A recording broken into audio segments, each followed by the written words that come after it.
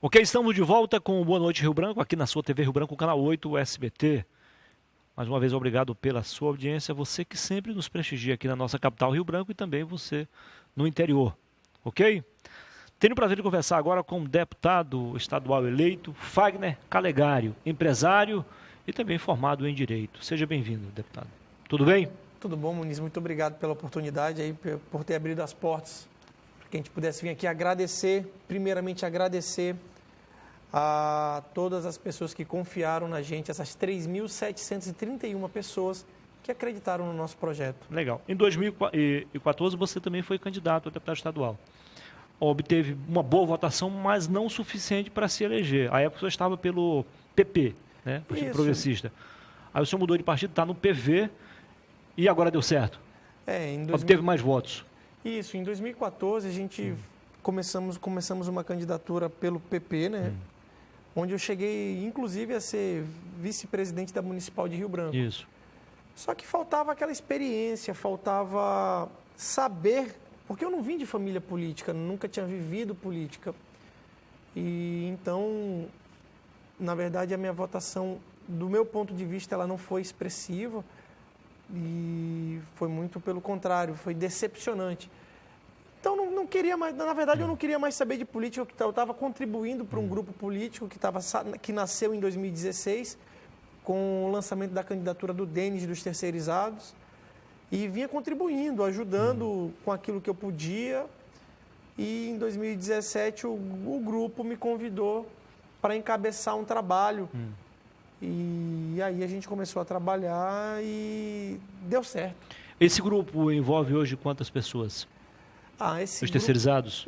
Esse grupo, assim, pela primeira vez o Sindicato dos Terceirizados se envolveu num processo diretamente eleitoral de forma direta.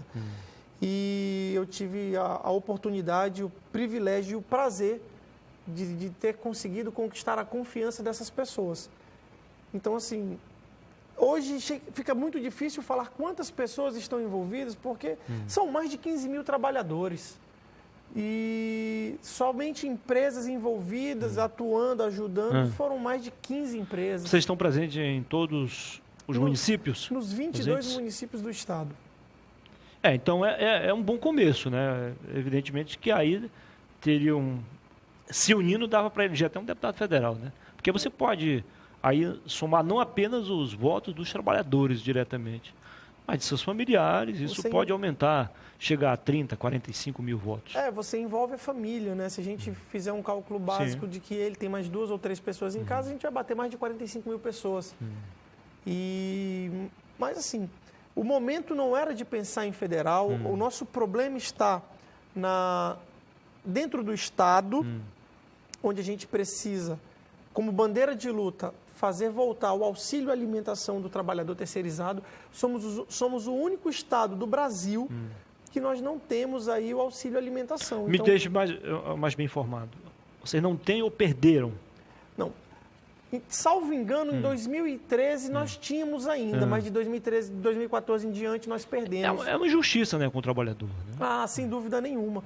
E então a nossa principal bandeira de trabalho hoje é a geração de emprego, de renda.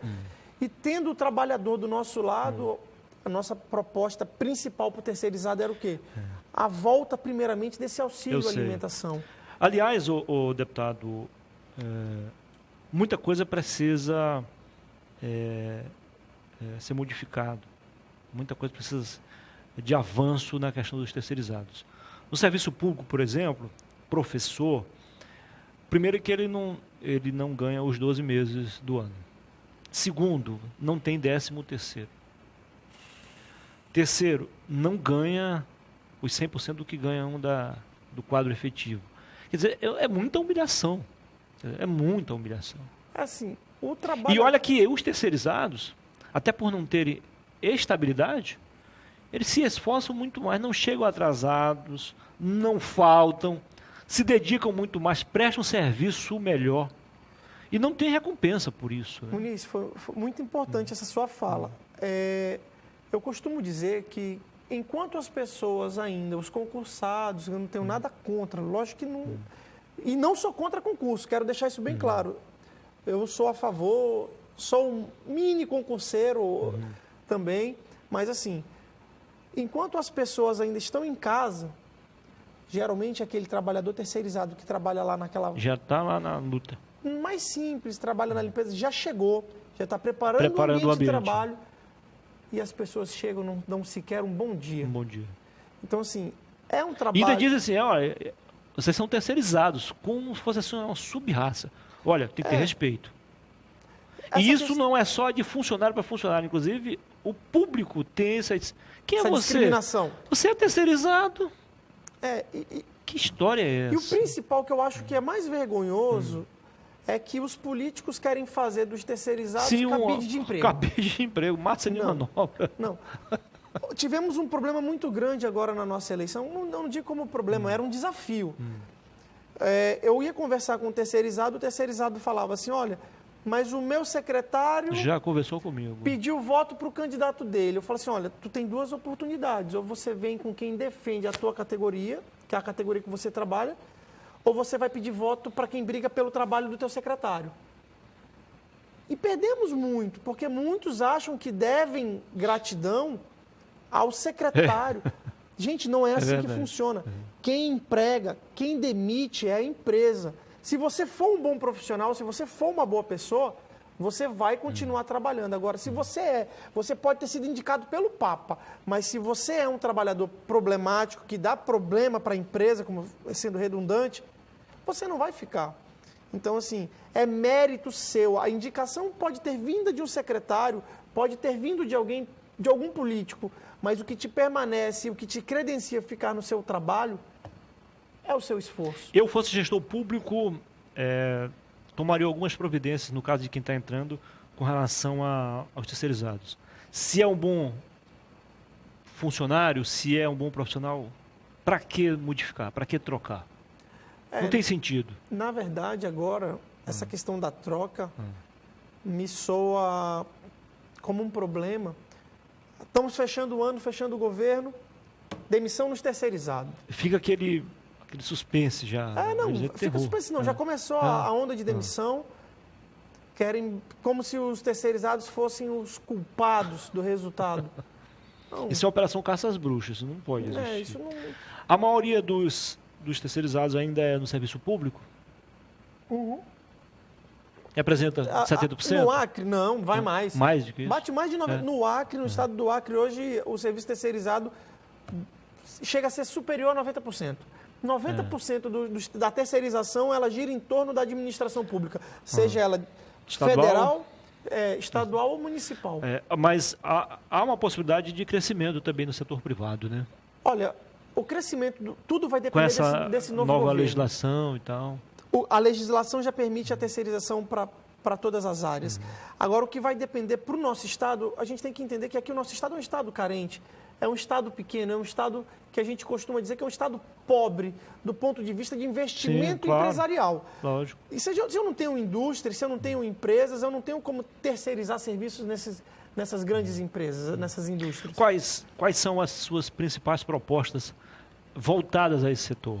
Olha, nós precisamos aqui urgentemente fazer uma reforma tributária para que o nosso Estado seja um Estado atrativo para que outras empresas venham se estabelecer aqui.